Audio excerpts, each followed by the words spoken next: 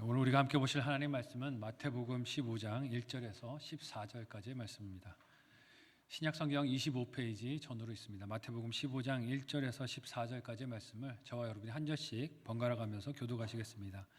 그때 바리새인과 서기관들이 예루살렘으로부터 예수께 나와 이르되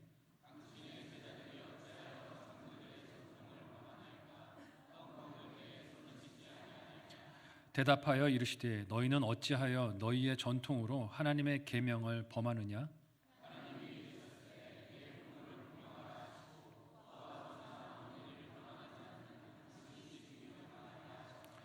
너희는 이르되 누구든지 아버지에게나 어머니에게 말하기를 내가 드려 유익하게 할 것이 하나님께 드림이 되었다고만 하기만 하면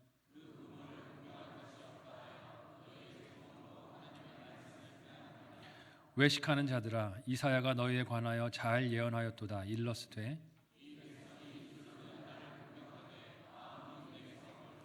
사람의 계명으로 교훈을 삼아 가르치니 나를 헛되이 경배하는도다 하였느니라 하시고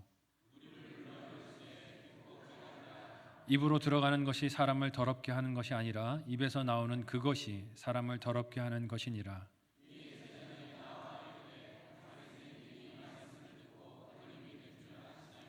예수께서 대답하여 이르시되 심은 것마다 내 하늘 아버지께서 심으시지 않은 것은 뽑힐 것이니 그냥 두라. 그들은 맹인이 되어 맹인을 인도하는 자로다.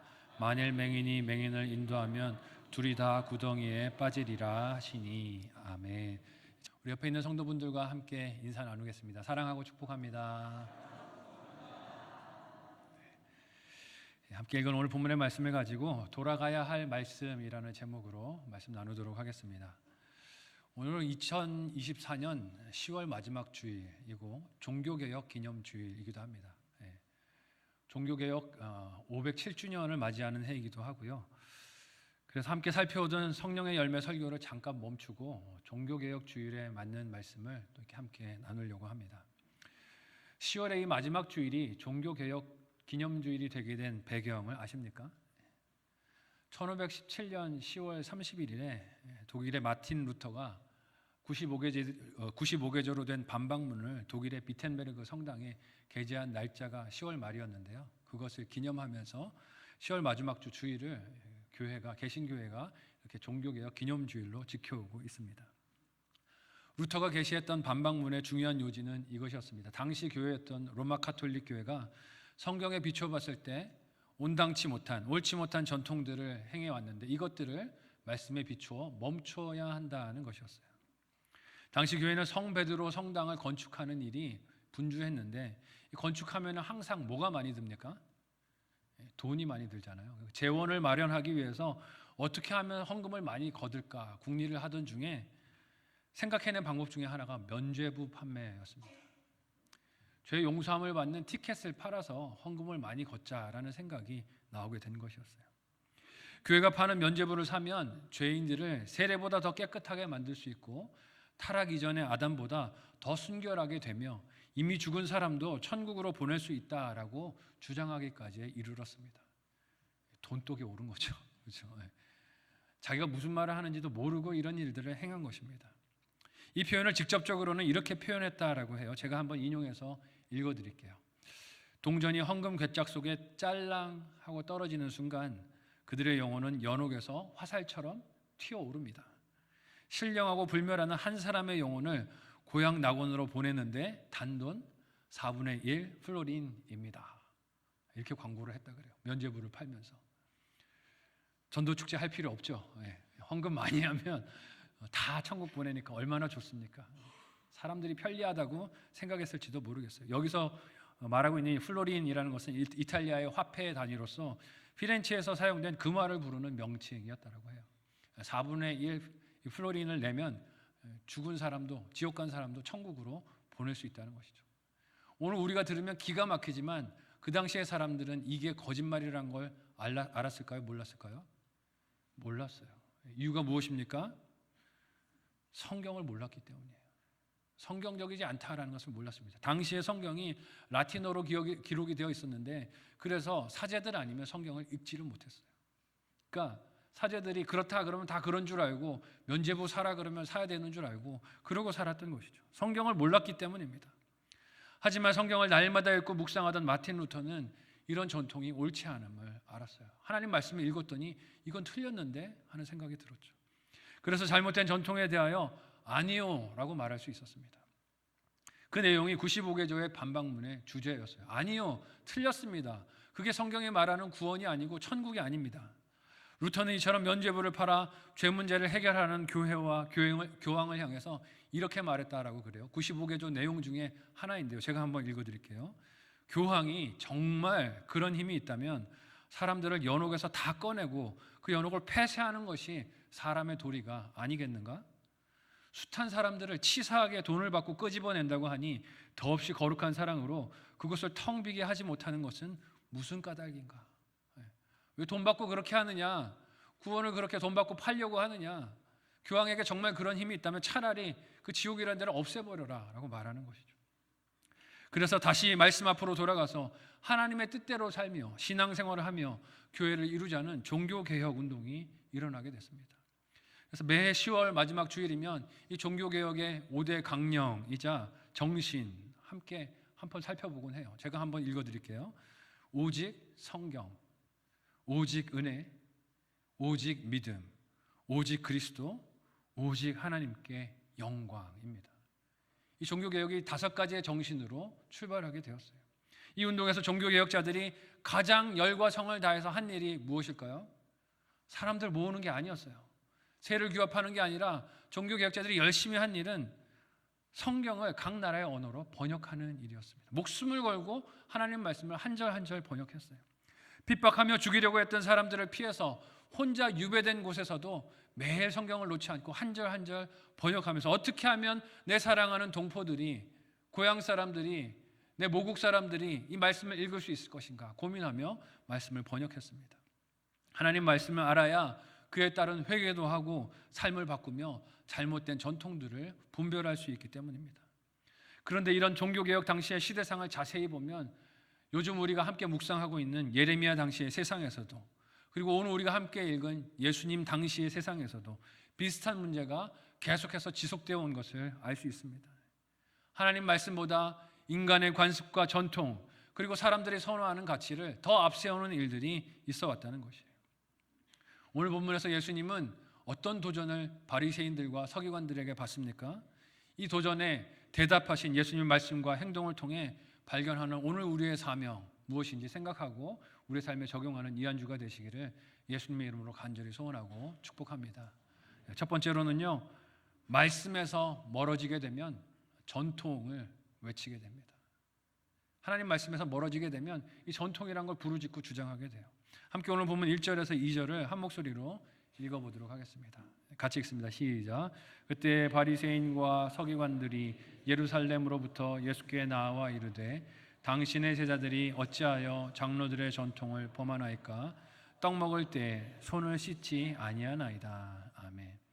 마태복음에서 예수님이 예루살렘에서 온 종교 지도자들과 정면으로 부딪히는 것은 오늘 이 본문이 처음입니다. 왜 바리새인과 서기관들은 예루살렘에서 이렇게 먼 북쪽 게네사렛 지방까지 왔을까요? 바로 옆 동네가 아닙니다. 종교 지도자들이 한참을 걸려서 예수님을 만나겠다고 찾아온 것이에요. 자세히 설명하는 내용이 없어서 이유를 알 수 없지만 한 가지 알 수 있는 바가 무엇입니까? 예수님과 그 사역을 조사하려는 의도가 있다는 것을 알 수 있어요. 갈릴리 지역에서 많은 군중들에게 예수님이 인기를 얻고 여러 이적을 행하며 율법에 대해서도 가르치는데 이 전통의 랍비들과 가르치는 방식이 다르고 내용이 다른 것 같고 결이 다른 것 같으니 상부에서 지시가 내려온 것입니다. 가서 조사해봐. 가서 이게 제대로 된 것인지 한번 알아봐 하는 명령을 받았겠죠. 사람들에게 어떤 영향력을 끼치는지 조사할 필요가 있었던 것입니다. 그렇지 않다면 굳이 이렇게 먼 곳까지 올 필요가 뭐가 있었겠어요. 그리고 그들의 조사를 위해 묻는 내용이 어찌하여 예수님의 제자들이 떡 먹을 때 손을 씻지 않고 먹는가? 그래서 장로들의 전통을 깨트리고 범하는가를 묻습니다. 손 씻는 문제에 대해서만 궁금했다면 굳이 이렇게 멀리까지 올 필요가 있어요? 없어요? 없습니다. 이 질문을 통해서 그들이 진짜 하고 싶은 말이 뭘까요? 예수님께서 지금 하고 있는 이 사역이 일들이 하나님 말씀에 합당하지 않다는 걸 비판하고 싶은 거예요. 그들을 따르는 제자들이 하는 일을 볼 때 하나님께 온당치 못한 일들을 하고 있고 성경에 틀린 것들을 가르치고 행하고 있다는 것을 비난하고 싶은 것입니다. 유대인들, 그 중에서도 바리새인들이 손을 씻고 먹게 하는 장로들의 전통을 중시하게 된 출발점, 이유가 무엇일까요? 처음에 의도는 좋았을 거예요. 동기는 좋았을 것입니다. 거룩한 하나님을 예배하기 위해서 우리가 부정한 몸으로 하나님을 예배할 수 없지 않은가? 부정한 것이 닿았는데 하나님을 경배할 수 없지 않는가? 이것을 씻는 일로 손을 씻었을 것입니다. 이런 정결법에 대해서는 레위기에 많은 규례들이 주어집니다. 레위기 11장 이하를 보면 이스라엘 백성들이 부정한 짐승에 닿거나 그런 것들의 주검을 만지거나 혹은 죽은 곤충이나 짐승이 광야에서 그들의 의복이나 그릇이나 몸에 닿으면 물로 씻어서 정결하게 하라는 규례가 주어집니다. 왜 주셨습니까? 하나님은 온전히 예배하고 또 위생의 문제도 있었을 거예요. 광야에서 생활하는 그들의 건강을 위해서 하나님이 이런 규례들을 주셨습니다. 이 법을 이스라엘의 장로들이 전통으로 아예 만들어서 음식을 먹기 전에 아예 처음부터 손을 씻어서 부정이 옮을 수 있는 이런 일들을 멀리하자라는 전통을 만들고 스스로를 지키도록 규칙을 만든 것이죠. 의도는 건전하지 않습니까? 출발하는 생각은, 동기는 좋을 수 있어요.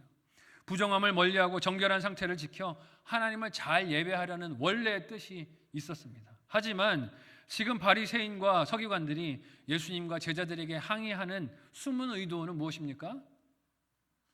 자신들의 이 전통이 모든 사람들이 다 따라야 하는 규칙이라는 것이에요.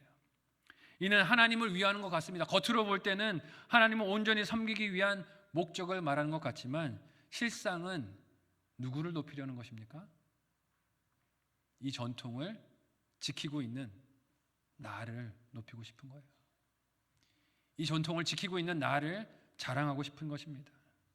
그 전통들을 엄격하게 지키고 있는 자신들의 권위와 체계를 지금 흔들고 도전하는 예수님과 그 제자들이 못마땅한 것이에요. 자기 자신을 하나님과 그 말씀보다 더 높은 곳에 두려는 욕심과 교만 때문에 이들의 마음이 불편한 것입니다.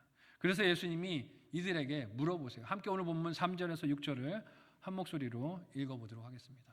같이 읽습니다. 시작. 대답하여 이르시되 너희는 어찌하여 너희의 전통으로 하나님의 계명을 범하느냐? 하나님이 이르셨으되 내 부모를 공경하라 하시고 또 아버지나 어머니를 비방하는 자는 반드시 죽임을 당하리라 하셨거늘 너희는 이르되 누구든지 아버지에게나 어머니에게 말하기를 내가 드려 유익하게 할 것이 하나님께 드림이 되었다고 하기만 하면 그 부모를 공경할 것이 없다 하여 너희의 전통으로 하나님의 말씀을 폐하는도다. 아멘. 전통으로 뭘 폐했다고요? 하나님의 말씀을 폐했다라고 하십니다. 제자들이 자신들의 전통을 지키지 않는다고 고발하며 불평하는 바리새인과 서기관들에게 예수님께서 반문하십니다. 사실 그들이 물은 것은 왜 제자들이 손을 씻지 않고 먹습니까? 그러니까 듣기를 원하는 것은 무엇입니까? 손을 씻지 않는 이유를 듣기를 원했을 거예요. 그랬는데 이를 들으신 예수님은 다른 질문으로 그들이 숨긴 의도를 드러내십니다. 너희가 궁금한 게 진짜 그거냐? 그게 아니잖아 하시는 거죠. 그 드러내시는 종교 지도자들의 의도가 무엇입니까? 그토록 그들이 중요하다라고 말하는 전통을 하나님 말씀보다 왜 너희는 앞세우냐라고 물어보세요. 왜 하나님 말씀보다 더 중요한 것으로 만들어서 우상을 섬기듯이 섬기고 숭배하느냐 물으시는 것입니다. 그 구체적인 증거 중 하나로 사용하시는 전통이 고르반 제도. 부모에게 드려야 할 생활비를, 부모를 섬겨야 할, 공양해야 될 그 돈을 성전에다 내기만 하면 자녀의 책임이 없다라는 것이죠. 이는 예수님께서 말씀하신 바와 같이 부모를 위해 쓸 재물을 성전을 위해서 바치게 되면 부모에 대한 책임, 자녀에 대한 의무를 면제받을 수 있다는 전통이었습니다. 여러분, 종교 지도자들의 입장에서 이거 얼마나 좋은 제도입니까? 성전에서 필요한 경비를 확보할 수 있는 좋은 방식이기도 할 거예요. 또 여러분, 부모와 관계가 좋지 못한 자녀들은 어떻게 했습니까? 이거 좋은 핑계다. 나 부모하고 사이가 안 좋아서 마음이 불편했는데 부모한테 드릴 돈을 복수하는 마음으로 성전에 갖다 내자. 그러면 이거 사람에게도 인정받고 좋지 않겠나 이런 생각했겠죠. 종교적인 명성과 사람들의 인정에 더 많은 관심과 가치를 둔 사람들 어떻게 했습니까? 부모를 공양하는 것보다, 잘 섬기는 것보다 사람들에게 이걸 내면 칭찬받고 인정받으니 내가 계산할 땐 이게 더 낫겠다 생각하면 성전에다 갖다 내는 것입니다. 좋은 핑계 아닙니까? 개인적인 유익을 얻을 수 있는 기회 아닙니까? 부모를 섬기지 않았지만 사람들로부터 비난이 아니라 칭찬을 받을 수 있는 좋은 빌미가 되는 것이에요. 부모를 공경하라는 율법은 지키지 않고 어겨도 오히려 사람들 사이에서는 야, 이 사람은 경건한 사람이야, 이 사람은 믿음 좋은 사람이야, 이 사람은 신실한 사람이야 인정을 받을 수 있는 도피처라고 여겼을 것입니다. 하지만 예수님의 이 고르반 전통에 대한 평가와 말씀은 무엇입니까? 그들이 전통으로 하나님의 말씀을 폐하려한다는 것입니다. 오히려 하나님께 반역의 죄를 짓고 있다는 것이에요.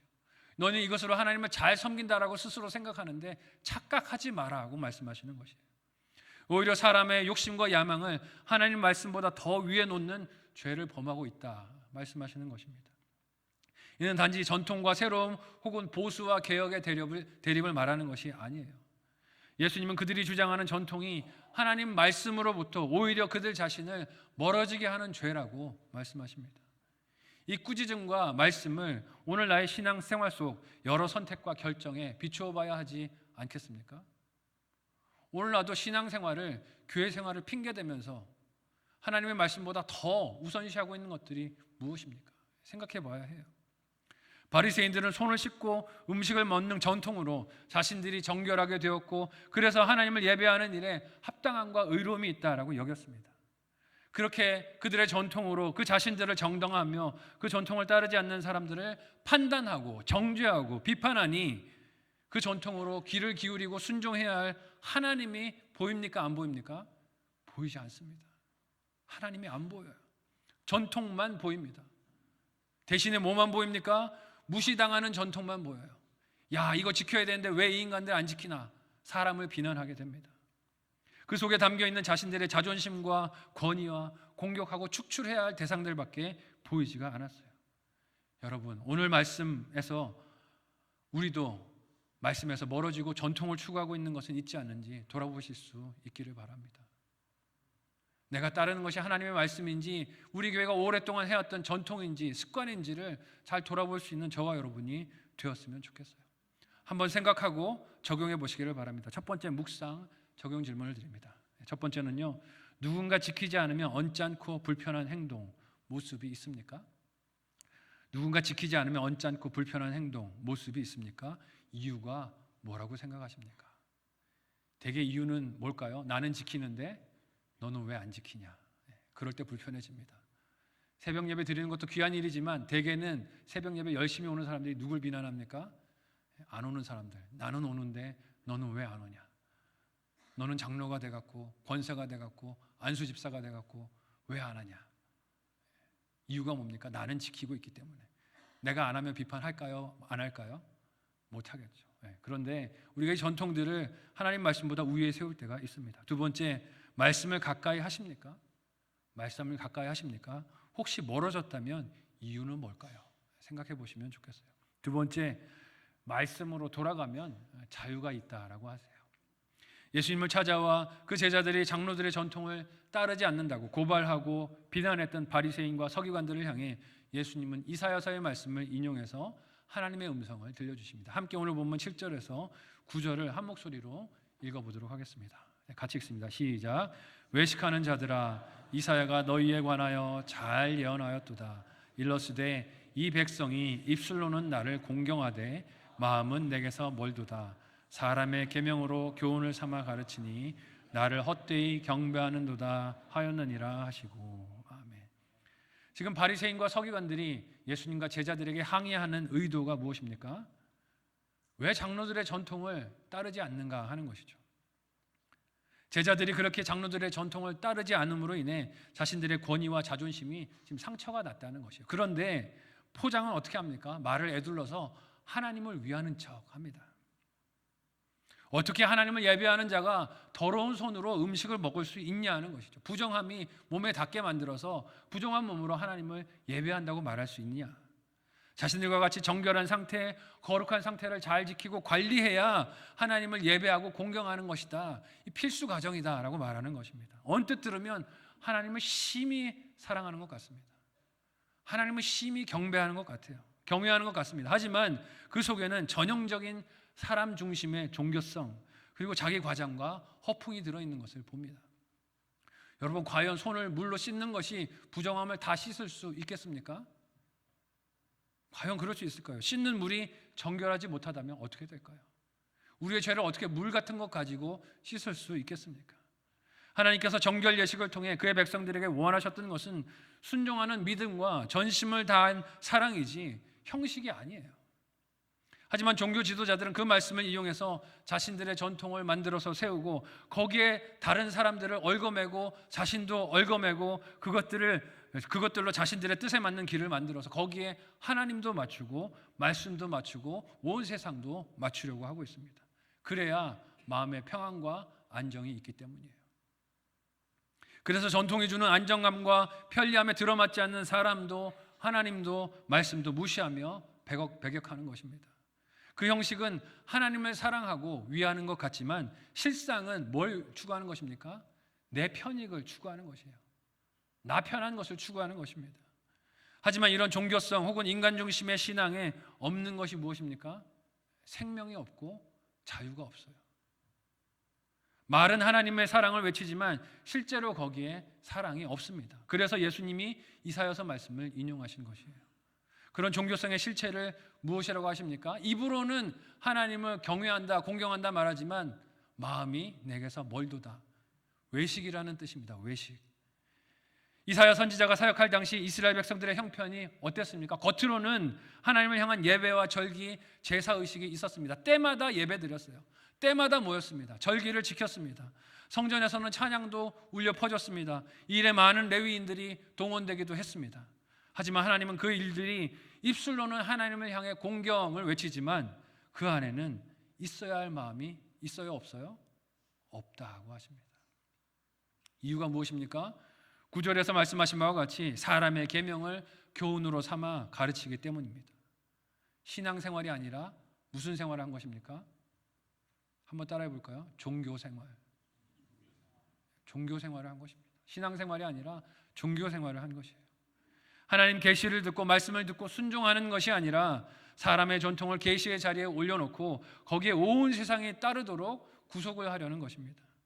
지금 바리새인과 서기관들이 예수님을 찾아와 항의하는 내용이 무엇입니까? 손 안 씻는다는 거예요. 손. 그 제자들이 장로들의 유전을 따라 손을 씻지 않고 떡을 먹는다는 것이었습니다. 그들이 전통이라고 부르고 중요하게 생각하는 그것을 그들이 어겼다는 것이 핵심입니다. 하지만 예수님이 반문하십니다. 그들이 말하는 이 전통이라는 것도 하나님이 주신 율법 다음에 있는 것 아니냐? 근데 너희는 어떻게 이 전통을 율법보다 위에다 올려놓을 수가 있느냐? 물어보시는 것이에요.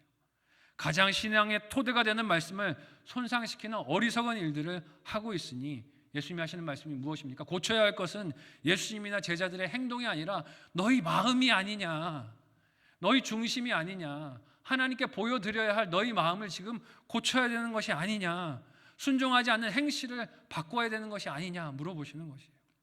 그리고 예수님과 제자들에게 무슨 말씀을 하십니까? 함께 10절에서 11절까지의 말씀을 한 목소리로 읽어보도록 하겠습니다. 같이 읽습니다. 시작. 무리를 불러 이르시되 듣고 깨달으라. 입으로 들어가는 것이 사람을 더럽게 하는 것이 아니라 입에서 나오는 그것이 사람을 더럽게 하는 것이니라. 아멘. 바리새인과 서기관들에게 직접 답하지 않으세요. 그들이 궁금했던 거 왜 손을 안 씻고 밥을 먹습니까? 근데 그들에게 답하지 않으시고 예수님은 제자들과 사람들에게 그들이 물은 질문에 대해서 대답을 하십니다. 바리새인과 서기관들이 예수님 제자들이 손을 씻지 않고 먹는 행동을 비판한 것은 이유가 그 행동으로 그들의 몸이 부정하게 되는 것이라 여겼기 때문입니다. 레위기의 정결 예식을 생각해 보면 합당하지 않은 일, 행동이라는 것이죠. 부정함에 대해 엄격하게 그들 종교 생활을 적용한 규칙이었습니다. 그런데 예수님은 뭐라고 말씀하십니까?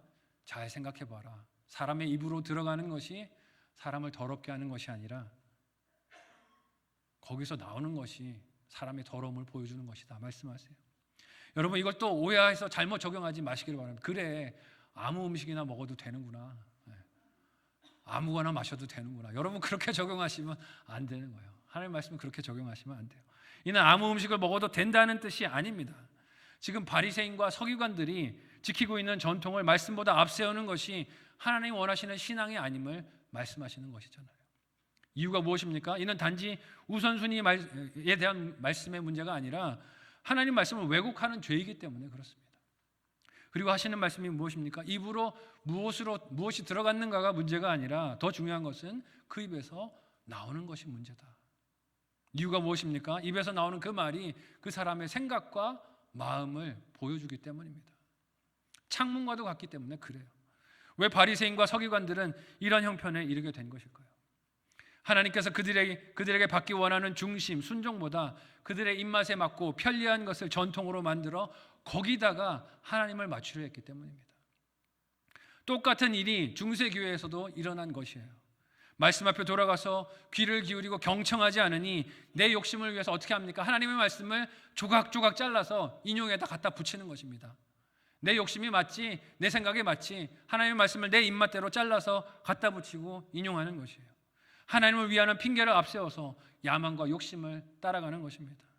그러나 그런 종교 생활이 예측 가능하고 안정적으로 보일지 몰라도 거기에 생명과 자유가 없습니다. 구속하는 것밖에 없어요. 이사야 당시나 예수님 당시나 종교개혁 당시나 지금이나 변하지 않고 동일한 싸움이 계속 하나님 말씀이 성경과 전통 사이에서 일어나는 것을 봅니다. 사람은 끊임없이 어떤 욕심에 휩쓸립니까? 하나님 말씀을 내게 편한 전통에 끼워 맞추려는 욕심에 이끌려요. 그래서 하나님 말씀을 내 생각에 자꾸 끼워 맞추려고 합니다. 그래야 거기서 뭐가 생깁니까? 안정감이 생기고 잘한다는 생각이 들고 사람들이 칭찬하고 위로와 응원을 받고 지금 내 삶을 크게 바꾸지 않아도 문제가 없다라고 여기기 때문입니다. 안락함이 있기 때문에 그래요. 종교 생활입니다. 하지만 요즘 우리가 함께 묵상하는 예레미야 말씀과 같이 하나님 말씀은 뭐라고 이야기하십니까? 거짓 자유에 속지 말아라. 그게 진짜 자유가 아니다. 진정한 자유를 받아 누리려면, 생명을 얻으려면 하나님 말씀 앞에 나와 회개하고 돌이키고 삶의 행실을 바꾸라는 것입니다. 오늘 본문의 바리새인이나 서기관들을 보면서 혹은 중세시대의 교회, 면죄부를 팔았던 교회 지도자들을 보면서 나는 아니다라고 생각하십니까? 착각하지 마시기를 바랍니다. 내가 했던 신앙적인 경험과 들었던 설교들과 배웠던 성경 지식을, 성경 공부를 성경 그 자체보다 더 중요시하면서 거기에 모든 말씀들을 다 맞추려고 한다면 나도 하나 다를 것 없는 종교인일 뿐입니다. 예수님은 바리새인들과 서기관들을 그 반응을 염려하는 제자들에게 예수님, 지금 종교 지도자들이 이 말을 어떻게 들으실지 예측을 하십니까? 염려하는 제자들에게 뭐라고 말씀하십니까? 함께 12절에서 14절까지 말씀을 한 목소리로 읽어보도록 하겠습니다. 같이 읽습니다. 시작. 이에 제자들이 나와 이르되 바리새인들이 이 말씀을 듣고 걸림이 된 줄 아시나이까? 예수께서 대답하여 이르시되 심은 것마다 내 하늘 아버지께서 심으시지 않은 것은 뽑힐 것이니 그냥 두라. 그들은 맹인이 되어 맹인을 인도하는 자로다. 만일 맹인이 맹인을 인도하면 둘이 다 구덩이에 빠지리라 하시니. 아멘. 여러분, 이 무슨 말씀입니까? 사람이 전통으로 심은 건 하나님 말씀이 아니라는 뜻입니다. 이를 하나님께서 심은 것이라고 아무리 사람들이 주장을 하고 외쳐봐야 하나님께서 심판하시는 날에 뽑히고 실체가 드러나게 된다는 것입니다. 여러분, 중세교회가 그토록 외쳤던 면죄부, 오늘날 어떻게 됐습니까? 많은 사람들이 코웃음치고 비웃는 교리가 되고 말았습니다. 복음이 아닌 사람의 전통들도 말씀 앞에서 다 사라지고 더 이상 찾아볼 수 없는 뽑힌 가르침이 되고 말았습니다. 종교개혁 기념주일에 우리는 다시 하나님 말씀 앞으로 돌아가야 할 줄로 믿습니다. 사람의 전통이 아니라 내가 지키고 있는 여러 가지 습관들이 아니라 다시 우리는 하나님 말씀 앞으로 돌아가야 합니다. 그리고 아직 우리가 죄인 되었을 때 우리를 위하여 십자가에 죽으신 예수님의 사랑과 이로 우리와 화목을 이루신 하나님의 은혜를 누리며 자유하는 저와 여러분들이 되실 수 있기를 바랍니다. 어리석은 종교 생활로, 어리석은 전통으로, 습관으로 돌아가서 그것에 나를, 하나님의 말씀을, 남들을 끼워 맞추지 말고 하나님 말씀 앞으로 돌아가서 진정한 신앙생활을 하는 저와 여러분들이 되실 수 있기를 예수님의 이름으로 간절히 소원하고 축복합니다. 한번 생각하고 적용해 보시기를 바랍니다. 마지막 묵상 적용 질문을 드립니다. 첫 번째는요, 나는 종교 생활을 합니까? 신앙 생활을 합니까? 나는 종교 생활을 합니까? 신앙 생활을 합니까? 왜 그렇게 생각하시나요? 생각해 보시면 좋겠어요. 두 번째, 나의 예배에는 하나님이 원하시는 마음이 담겨 있습니까? 나의 예배는 하나님이 원하시는 마음이 담겨 있습니까? 어떻게 그 마음을 담아서 하나님께 드릴 수 있을까요? 생각해 보시고 적용해 보시면 좋겠습니다. 여러분, 우리는 날마다 하나님 말씀 앞으로 돌아가야 합니다. 종교개혁자인 테오도르 베자라는 사람이 날마다 말씀 앞에 돌아가서 새로워져야 하는 교회의 본질을 이렇게 외쳤다고 합니다. 제가 한번 읽어드릴게요. 개혁된 교회는 항상 개혁되어야 한다. 한번 개혁됐다고 끝난 것이 아니라 개혁된 교회는 날마다 항상 새로워져야 한다라고 주장했습니다. 성경 말씀을 따라 개혁된 교회의 근본 원칙과 믿음은 변하지 않아야 하겠지만 계속해서 성경이 드러내주는 교회가 바뀌어야 할 부분, 즉 내가 바뀌어야 할 부분들은 바뀌어가야 하는 것입니다. 그런데 우리는 어떻습니까? 어제와 오늘이 달라지셨습니까? 어제 신앙생활 하던 그 모습과 오늘이 달라지셨습니까? 어제 남을 대하던 태도와 오늘 나의 태도가 달라지셨습니까? 여러분, 이렇게 달라지는 것을 우리가 뭐라고 말합니까? 한번 같이 따라해 보시겠습니다. 회개.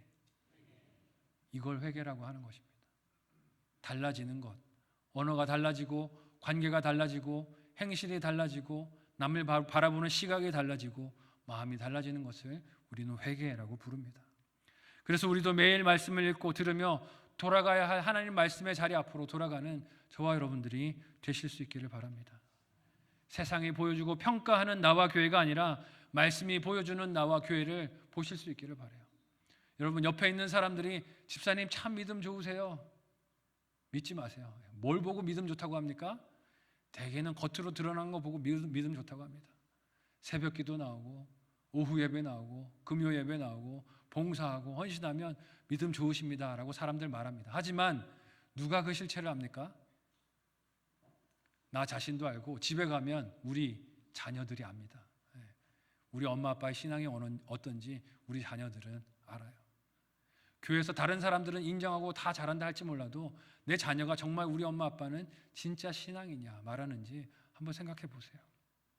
나 자신도 그렇게 생각할 수 있는지, 말씀 앞에 돌아볼 때 그런 나의 모습을 하나님 말씀이 비춰주고 있는지 생각해 보세요. 세상이 보여주고 평가하는 내가 아니라 하나님 말씀이 보여주시는 나와 교회를 발견하고 그 자리로 나아가 성령의 열매를 맺는 저와 여러분 모두가 되시기를 예수님의 이름으로 간절히 소원하고 축복합니다. 아멘. 합심해서 함께 기도하겠습니다. 이 시간에 말씀을 기억하며 기도할 때 하나님의 말씀보다 내가 지키는 혹은 지켜야 한다고 생각하는 전통이나 종교 생활이 앞서고 있었던 것은 아닌지 돌아보며 회개합니다. 용서하여 주옵소서. 다시 말씀에 내 삶의 모든 우선권을 내어드리게 하여 주시고 새로워지는 우리가 되게 하여 주셔서 나도 살고 남도 살리는 인생 되게 하여 주옵소서. 진정 자유를 누리며 자유를 선포하는 복음 증거자들이 되게 도와달라고 오늘 말씀을 기억하며 합심하여 함께 기도하겠습니다. 하나님 은혜를 감사합니다. 우리를 사랑하셔서 예수 그리스도의 복음을 허락하여 주시고 하나님 말씀을 허락하여 주셔서 우리 각 고국어로 모국어로 이렇게 말씀을 읽고 묵상하고 따라갈 수 있도록 은혜 주심을 감사합니다.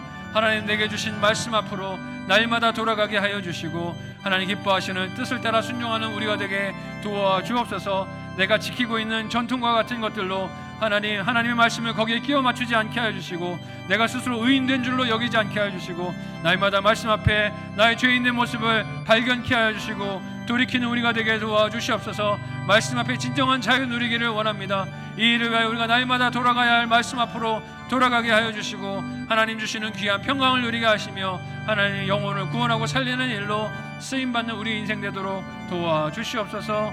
감사하며 예수님의 이름으로 기도합니다. 하나님 은혜를 감사합니다. 우리에게 이렇게 한글로 성경을 읽을 수 있는 큰 은혜를 허락하여 주시고 하나님 말씀을 가까이 할 수 있는 기회를 주셨는데 그럼에도 불구하고 가까이 하지 아니하고 늘 생각과 내 뜻과 내 경험과 내 전통을 따라갔던 모습을 회개하오니 용서하여 주시옵소서. 들려주신 말씀을 따라 날마다 말씀 앞으로 나아가게 인도하여 주시고 말씀이 보여주시는 내 모습을 보며 우리 교회의 모습을 보며 회개하며 성령의 열매들을 맺는 우리 모두가 되게 인도하여 주시옵소서. 감사하며 예수님의 이름으로 기도합니다. 아멘.